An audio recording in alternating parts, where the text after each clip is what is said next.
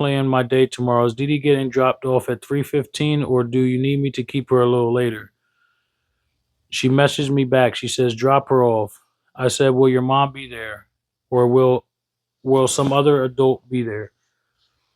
She says, stop asking these stupid questions. I make arrangements for my mom to be there when Sadia is being dropped off, or I'm there. Just because you don't see a car on the road means nothing, because they have a damn garage. I'm not going to keep answering your question because you make no sense. Just drop her off the time she is supposed to be dropped off. Stop asking me the location or the time or if someone will be there. My mom's house, 3 p.m. My mom will be there. Damn.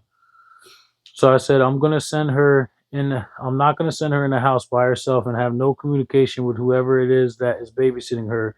I need to know when I drop her off who she's being dropped off with. If Jasmine is coming to the door for her, there needs to be another adult present. That is a judge's order. You can't just tell me your mom is there.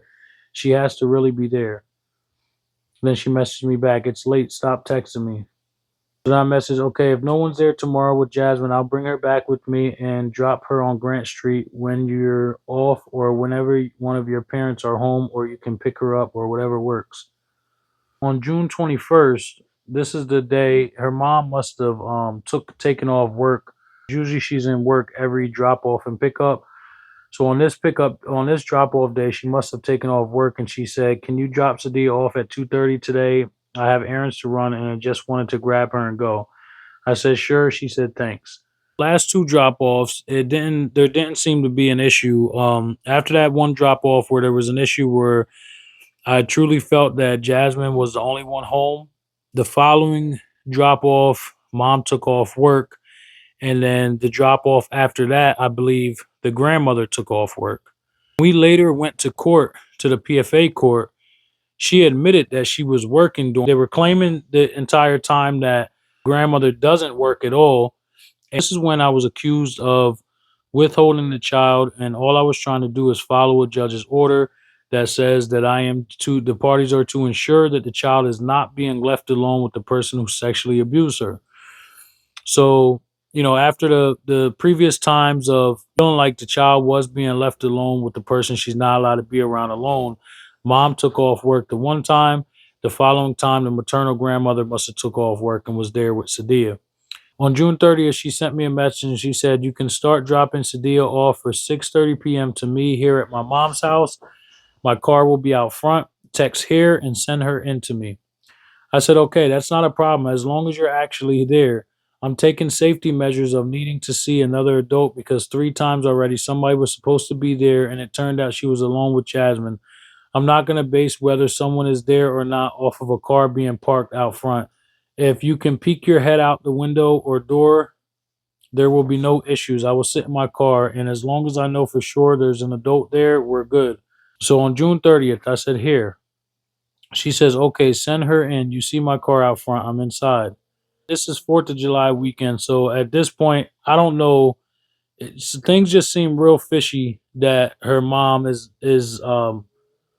expecting me to just send her in because her car is out front when we just went back and forth about, making sure someone's actually there. And now this is like a new thing that she's doing. Well, I guess trying to see, well, if my car's out front, will he, just send her in? And the reality is, everybody in the house has a license. There's no telling if you're even in another country right now. So it's 4th of July weekend. Her car is parked out front. June 30th, I say here. She says, okay, send her in. You see my car out front. I'm inside. I said, I don't know if you're here. Can you come to the door or at least look out the window? She says, Do I ask you to look out the window when I drop Sadie off at your apartment? My car is right there. Who else is driving it? Send her inside and I'm not poking my head out. So then I say, if you did, I wouldn't care. I'm doing it for a reason, and you know what the reason is. You, your dad, your mom, it doesn't matter who. It doesn't matter who. I just have to make sure there's another adult here with her. So she says, your reason is a lie. Now send her inside. My car is right there in front of the house. I said, I'm not just going to sit out here. Either have someone come to the door or I'll just keep her and you can be kid free again until we go back to court like you did the last time. She said, "You will be in contempt of court. I am inside. My car is out front. Send her inside." And I said, "What's the big deal then? I think you're so smart, but you're not even here." Then I said, "Yeah, I'm sure I'll be in contempt of court for trying to protect Sadia." I got there at 6:26, and now it's 6:36, and I'm still going back with text message. Now, when we go to court, she said that I got there and laid on the horn for 30 minutes straight. That's what she said. But obviously, I'm texting back and forth. If I was laying on the horn, she probably would have said something about that in the text message. So next thing you know, a picture is sent to me from her phone with the curtain in front of the window. How hard would it be for her sister to take a picture of me and then send it to her sister and then send it to Sonny and then Sonny send it to me as if it's coming from her? Like I'm not taking like this is a serious matter to me, even though it's not a serious matter to her. This does not confirm that she is in this house. So I respond, I said, "Oh wow, you're so smart. You had your sister take a picture of me and send it to you." I said, "If you're able to take a picture, you should have no problem proving that you're here. Put your phone on record and come to the window or door. So you can stand by the window and take pictures, but you can't prove that you're here. I have to go to work. I will cancel my job if this is the game you want to play. You think that you don't have to follow a judge's order and you can just do whatever you want. You have another thing coming. She's not to be alone with Jasmine and continue to use Jasmine as your babysitter when there is no adults present. I'm not sitting here anymore. I'm leaving in 3 minutes." And this is at 6:42. And this is when I went up and on the porch and I rang the doorbell and I see Jasmine standing at the window. And I text her. I said, "I just rang the bell. Your sister is staying at the window. You're not here." And mind you, I walk up on the porch. I ring the bell. I see another shadowy figure that looks just like Jasmine standing at the window. The house is completely dark. This is sickening that I even have to deal with this. When I showed these messages to the courts, I thought this was an automatic. She was going to be told, "You can't do this. You have to follow the order." Instead, I was found in contempt of court. And you could see me in these messages. I'm trying to reason with her. I'm trying to reason with her. So I just rang the bell. So I tell her, "I just rang the bell. Your sister's standing at the window. You're not here." She sends a little laughing emoji. I said, "Yeah, this is a laughing matter to you, but I'm going for full custody. See you in court." And that was at 6:50. And I got there at 6:26. So this is almost 30 minutes that I'm there, and this whole thing is a big game. She's sending a laughing emoji, and I message back and I say, "Yeah, this is a laughing matter to you, but I'm going for full custody. See you in court. Enjoy your weekend. I'll take care of Sadia."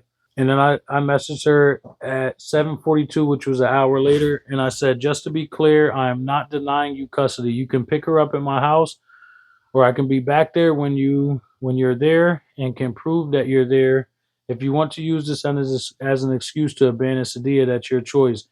If you want to see your daughter, it's up to you. I have a valid reason for not letting her go into the house without knowing for sure that there is an adult present. I had to work today at 4 p.m. You tell me last minute that you need me to keep her until 6:30. I do you a favor and then you pull this. I had to postpone job. I had to postpone my job scheduled for 4 p.m. Now I have to cancel work altogether. You took away the SSI. Don't give me anything for tax time. You agreed that the contract. I gave you so many chances to stop being this way. I had multiple opportunities to get you in trouble for your actions, and I showed you mercy because I thought it was the right thing to do. And I thought it would help the situation. There's nothing more that I can do. I did everything in my power to make things better. I'm done stressing myself out. I'm done being nice to you. You take my kindness for weakness, and that's your biggest mistake. I know that making your life hard affects Sadia in a negative way, so I tried to avoid going down that road. This is July 1st. I said, "I have to work today. Would you like to see Sadia? It's up to you. If not, I will keep her this weekend and my Monday, Tuesday. Your call." So at this point, I believe she had blocked my number. She had blocked my number again and just contacted her lawyer and told her lawyer I won't send Sadia into the house. So, I'm just messenger her about how her actions are is not only causing financial strain, but it's affecting my business and my personal life. But I will not choose money or pleasure over Sadia.